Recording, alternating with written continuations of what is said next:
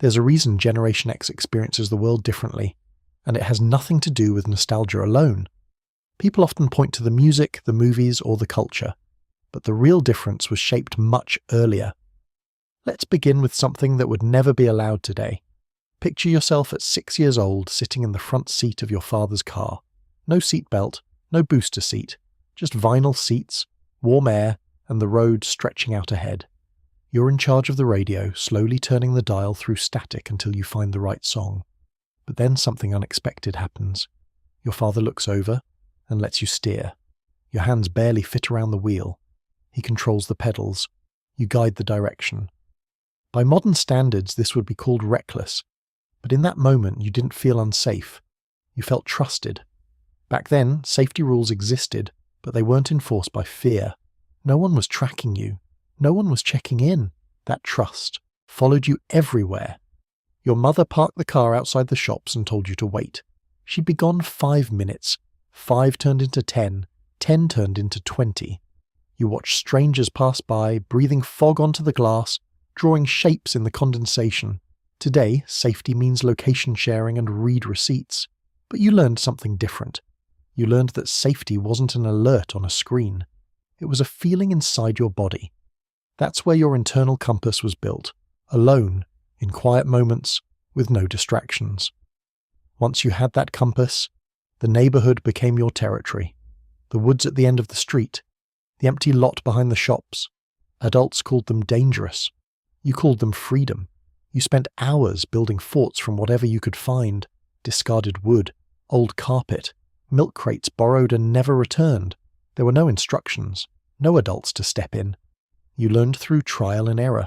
If the roof leaked, you figured out why. If a board snapped, you adjusted. You came home dirty, scraped and tired, but proud. You weren't just playing, you were learning how the world works. Conflict worked the same way. If you couldn't get along, the game ended. There was no referee. You learned how to negotiate, how to compromise, and how to stand your ground. Then there was the bike. Your bike wasn't a toy. It was freedom on wheels. You customized it. You memorized shortcuts. You learned speed and risk the hard way. When you crashed, you didn't dramatize it. You limped home. Most of the time, the response was simple. You're fine. Clean it and go back outside. That wasn't cruelty. It was conditioning. You learned the difference between pain and danger. And that lesson stayed with you. You also grew up in a world where things weren't sealed shut. When something broke, you didn't replace it. You opened it. You fixed chains. You held flashlights. You learned how machines worked because you were expected to. This created a quiet confidence, not loud, not performative, just the belief that problems could be solved. School reinforced it. No undo button, no instant answers. If you wanted to know something, you had to remember it. Focus wasn't optional. Attention wasn't constantly interrupted. You trained your mind for depth in a world that now rewards speed. Social life happened in real spaces. The mall wasn't just a place to shop. It was where you learned how to exist among people.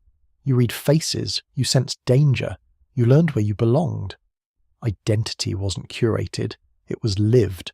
Mistakes weren't archived forever. They disappeared. And that freedom mattered. So when Generation X looks at the modern world and feels slightly out of place, it's not because they're outdated. It's because they were shaped differently. They learned independence without supervision, confidence without applause, and identity without an audience.